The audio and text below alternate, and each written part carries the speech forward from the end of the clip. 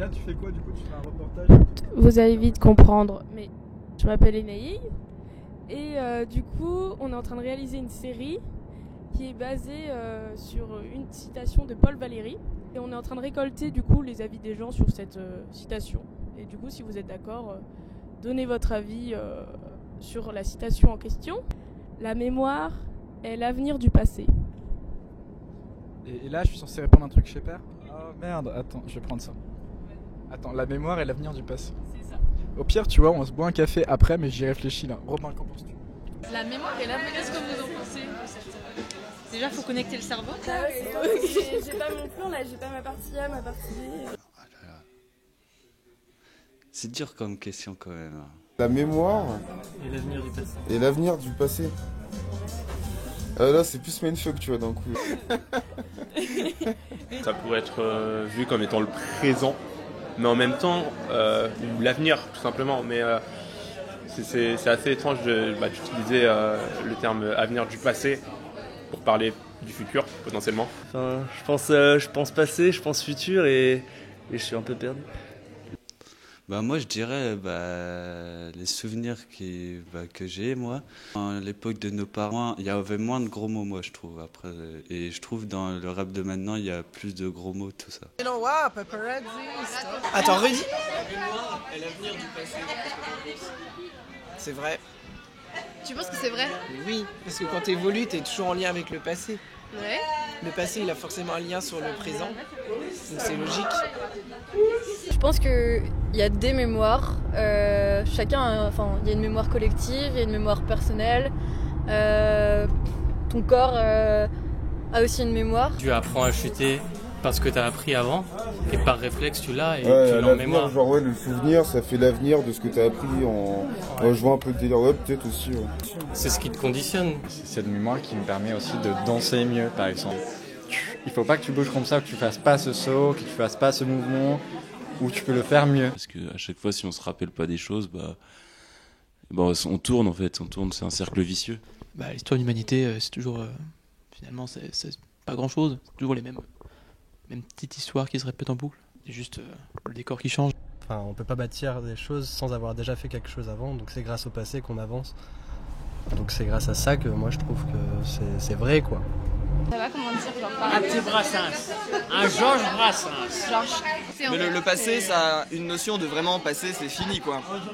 Et la mémoire, ça peut se transmettre, donc ça peut perdurer. Et en soi, plus tard, si on raconte une histoire, le passé, c'est l'avenir. Genre là, on est 5 ou 6. Donc il y a eu les plages du débarquement, genre il y a 75 ans.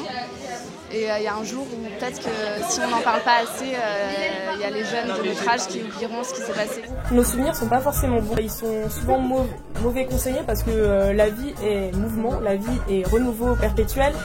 Et on est persuadé de l'inverse par rapport à notre cerveau qui aime rester sur des choses familières. La mémoire dans l'avenir, c'est une forme du passé. Le passé, on va dire que ça peut prendre cette forme-là, la forme de la mémoire. Finalement, genre passé, présent, futur, tout ça. C'est étrangement lié tout ça. Peores, depende de la elección personal que haga cada persona.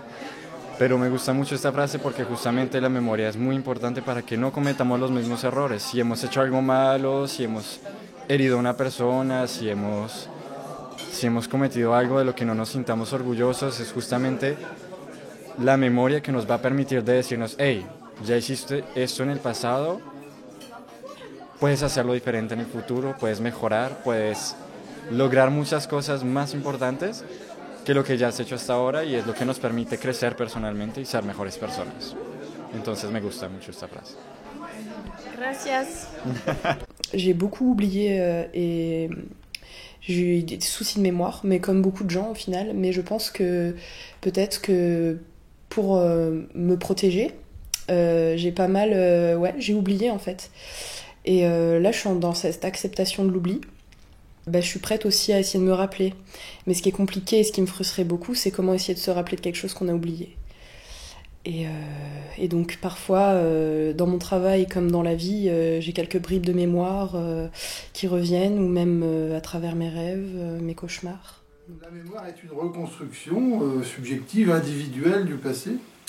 La mémoire en cela d'ailleurs s'oppose à l'histoire, qui est aussi une reconstruction du passé, mais avec des méthodes, avec une prétention objective. Tu vas te souvenir du truc et tu vas ah putain en fait pour ça j'avais oublié que c'était comme ça, et tu vois sous un angle nouveau. Enfin on a tous en soi on peut dire qu'on a tous le même passé, mais on n'a pas tous la même mémoire, le même vécu de ce passé, donc oui ça influe différemment pour chaque personne. Je pense à Fellini par exemple, qui est un peu un grand spécialiste de ces recréations un peu fantasmatiques qui ne laissent jamais indifférent.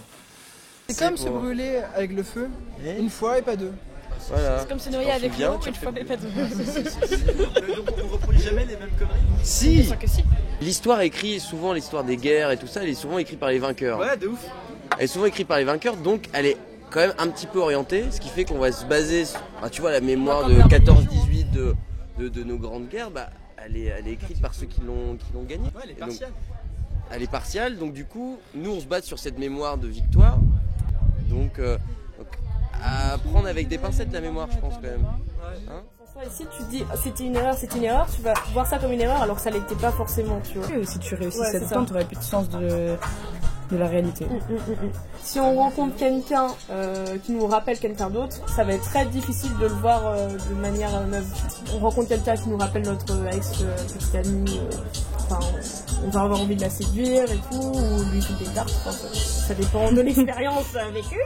Alors je sais pas trop parce que moi je suis pas philosophe ni rien, donc c'est un terme technique que je sais pas forcément. Donc s'il y a un mec intelligent dans la salle qui m'écoute... Arrête de t'excuser. Oui c'est vrai, t'as raison. Excuse-moi. Bref, ce que je disais, c'est que c'était une vision très humaniste de la vie, de se dire que la mémoire c'est l'avenir du passé, parce que ça veut dire que l'homme est capable d'apprendre, c'est-à-dire une espèce de foi en l'homme. Ouais, alors déjà tu peux confirmer cette phrase sans forcément y croire réellement, en plus voir ça comme une utopie. Te dire que l'homme est capable de se souvenir, même si c'est pas une vérité absolue. Ça tient d'une croyance plus que d'une vérité absolue.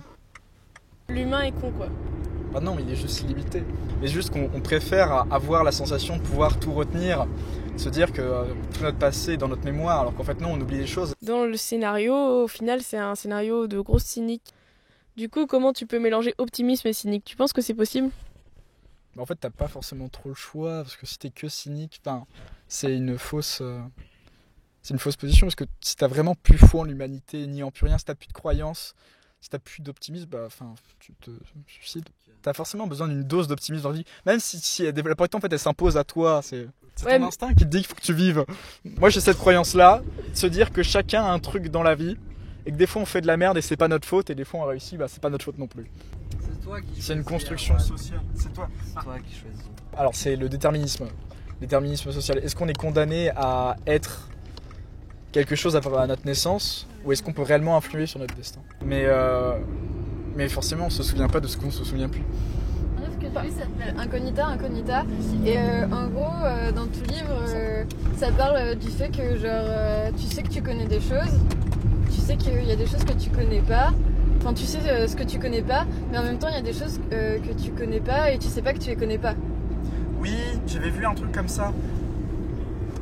C'était par contre, là, c'était plutôt sur au niveau des médias et les défauts des médias, sur comme quoi ils pouvaient ne pas présenter des trucs qu'on connaissait pas. Du coup, on était inconscient de ne pas savoir. Mais alors, attends, il y a un grand dicton dans la vie, vraiment. Et on va finir sur ce dicton. C'est Socrate qui a dit ça. C'est, je pense, au moins c'est Socrate. Hein. Il y a des cons partout et tu es forcément le con de quelqu'un. Il y a forcément des cons qui diront qu'ils savent tout. Et je trouve ça un peu triste de finir là-dessus parce que ça n'a rien à voir. Excusez-moi, monsieur, qu'est-ce que vous pensez de la citation suivante? La mémoire est l'avenir du passé. Qu'est-ce que vous en pensez? La mémoire est l'avenir du passé, qu'est-ce que t'en penses? Oui, non, peut-être. Adrienne, je t'aime. C'est le passé ça. Ah oui, Adrienne, je t'aime. Ok, merci. Ce que je pense... Non. Le passé, là, je peux te dire, le passé, c'est... La mémoire. Non, la mémoire, et je peux te le dire, la mémoire, je peux le chanter même la mémoire. Un petit Brassens, qui va nous rappeler la mémoire. La mémoire. Un bon petit diable à la fleur de l'âge, la jambe légère et l'œil polisson et la bouche pleine de yeux ramages à la chasse aux papillons. Voilà, les derniers qui sont façon. Non, on s'est enfilé une bonne bouteille de chêne, et après elle était pleine, elle était plus fine, et après elle était pleine, elle était fine. Et